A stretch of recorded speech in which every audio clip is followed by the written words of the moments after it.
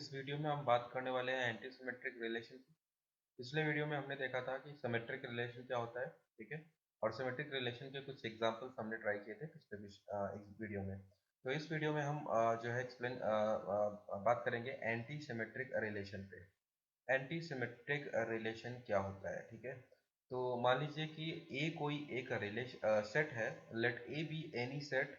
A relation R on a set A is said to be an antisymmetric relation if A comma B belongs to R and B comma A belongs to R implies that A equal to B for all AB belongs to A।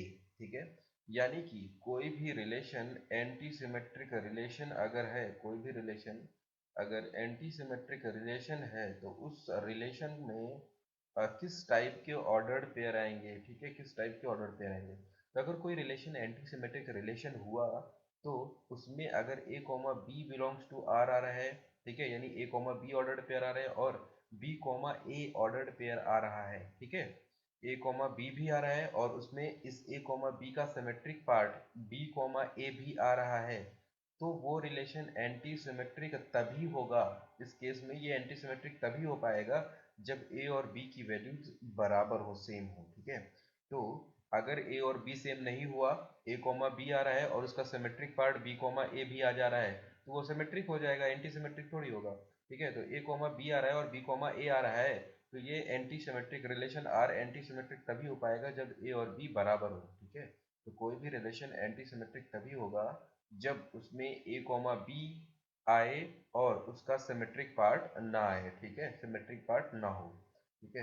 तो उसको ऐसे relation को हम लोग anti symmetric relation बोलेंगे। लेकिन जो है अगर सेम सेम वाला आ गया, वन कॉमा वन आ गया, वन कॉमा वन आ रहा है रिलेशन में, तो वो तो सिमेट्रिक भी हो जाएगा और एंटी सिमेट्रिक भी हो जाएगा, ठीक है, क्योंकि वन कॉमा वन का symmetric part one comma one ही होता है। और यहाँ पे यही बोला जा रहा है कि अगर ए कॉमा बी आ रहा है और बी कॉमा ए आ रहा है तो वो एंटी सिमेट्रिक तभी होगा जब ए बी की बराबर होगा, यानी वन कॉमा वन यानी सेम सेम वाला जो ऑर्डर पेयर आएगा तो वो एंटी सिमेट्रिक भी होगा, ठीक है। तो अगर सेम सेम वाला ऑर्डर पेयर आता है वन कॉमा वन ए कॉमा ए इस टाइप का आता है तो वो सिमेट्रिक भी हो जाएगा, एंटी सिमेट्रिक भी हो जाएगा। तो हमारे दिमाग में ये नहीं रखना है कि कोई भी जो है मैट्रिक्स, कोई भी जो है रिलेशन अगर सिमेट्रिक नहीं होगा तो वो एंटी सिमेट्रिक होगा। बिल्कुल नहीं, कुछ रिलेशन ऐसे भी होते हैं जो सिमेट्रिक भी होते हैं और एंटी सिमेट्रिक भी होते हैं, दोनों एक साथ, सिमेट्रिक भी है एंटी सिमेट्रिक भी है, ठीक है। तो चलिए इसके एग्जांपल्स देखते हैं कि एंटी सिमेट्रिक के एग्जांपल्स कैसे हैं। अच्छा, एक मिनट, जो है एंटी सिमेट्रिक जो रिलेशन होता है इसमें सिर्फ और सिर्फ हमें इतना याद रखना है कि अगर ए कॉमा बी आ रहा है, ए और बी की वैल्यूज बराबर नहीं है, तो सिर्फ और सिर्फ ए कॉमा बी आ रहा है, इसका सिमेट्रिक पार्ट नहीं आ रहा है, तो वो एंटी सिमेट्रिक है, ठीक है। और अगर ए बी की वैल्यूज बराबर हैं तो वो एंटी सिमेट्रिक होगा और सिमेट्रिक भी होगा, ठीक है। तो इतना याद रखना है कि एंटी सिमेट्रिक के लिए अगर ए कोमा बी आ रहा है, बी कोमा ए नहीं आ रहा है, तो वो एंटी सिमेट्रिक है, ठीक है, एंटी सिमेट्रिक हो जाएगा। चलिए नेक्स्ट देखते हैं इसके कुछ एग्जांपल्स। पहला जैसे यहाँ पे नोट है कि if A comma B belongs to R but B comma A does not belongs to R then also R is an anti symmetric relation, यही मैंने बताया अभी, ठीक है, वही चीज है। नेक्स्ट है identity relation is anti symmetric relation as well as symmetric relation, ठीक है। तो मैंने अभी बताया कि कुछ रिलेशन ऐसे होते हैं जो सिमेट्रिक भी होते हैं और एंटी सिमेट्रिक भी होते हैं।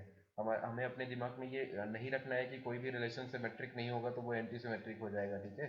कुछ जो आइडेंटिटी रिलेशन होता है वो सिमेट्रिक भी होता है वो और एंटी सिमेट्रिक भी होता है, ठीक है। तो आइडेंटिटी रिलेशन में सिर्फ और सिर्फ सेम ऑर्डर्ड पेयर आते हैं जिसमें फर्स्ट एलिमेंट और सेकंड एलिमेंट सेम हो, यानी कि X A comma B A equal to B होना चाहिए, ठीक है। तो उस टाइप का अगर ऑर्डर पेयर आते हैं तो वो आइडेंटिटी रिलेशन होगा। और अगर वन ए कॉमा ए इस टाइप के आ रहे हैं तो वो एंटी सिमेट्रिक भी होता है और सिमेट्रिक भी होता है। तो एक एग्जांपल है यहाँ पे, देखते हैं एग्जांपल वन।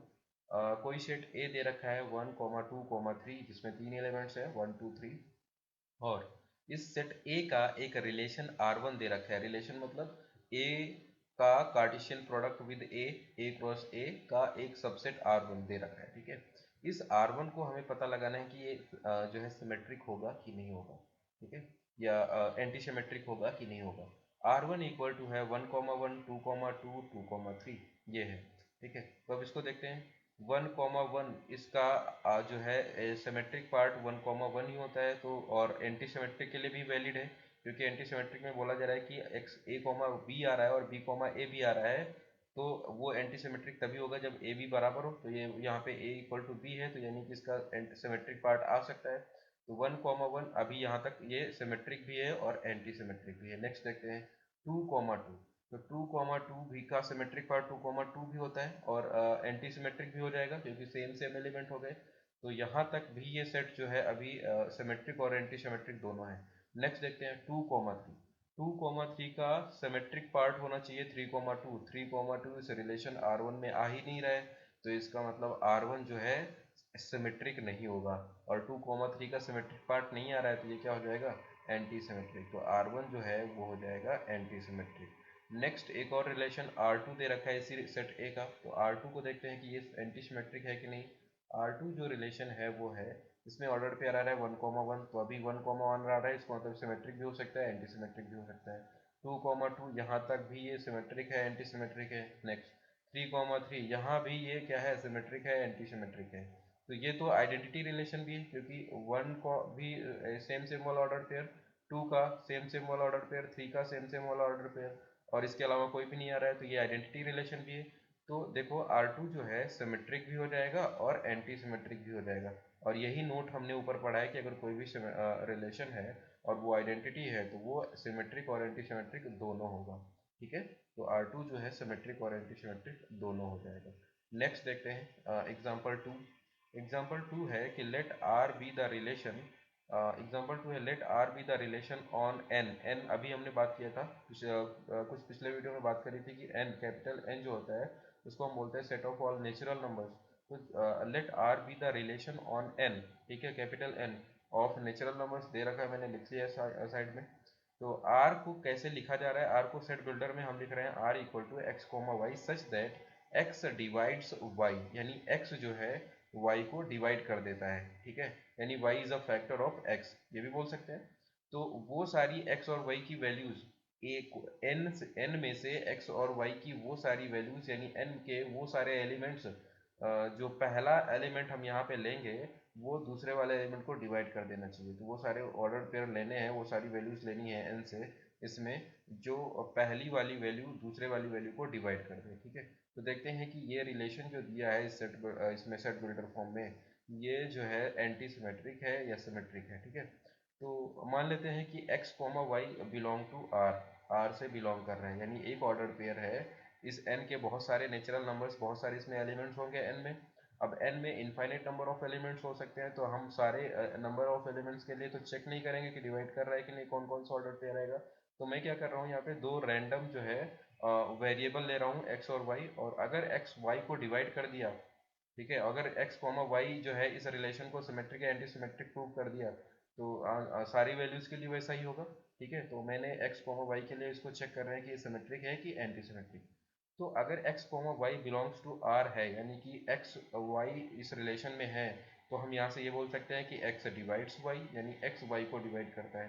ठीक है, अगर x कोमा वाई बिलोंग कर रहा है R से, तो सिमेट्रिक होने के लिए y कोमा x भी इस रिलेशन में आना चाहिए, और एंटी सिमेट्रिक के लिए y कोमा x इस रिलेशन में नहीं आना चाहिए।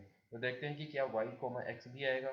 y कोमा x कब आएगा, जब y x को डिवाइड कर ले जाए, अगर y कोमा x इस जो है लिंक या इस कनेक्शन को सेटिस्फाई कर दे।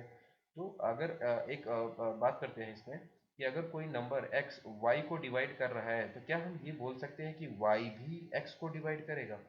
अगर x y को डिवाइड कर रहा है, तो क्या हम ये बोल सकते हैं कि y भी x को डिवाइड करेगा।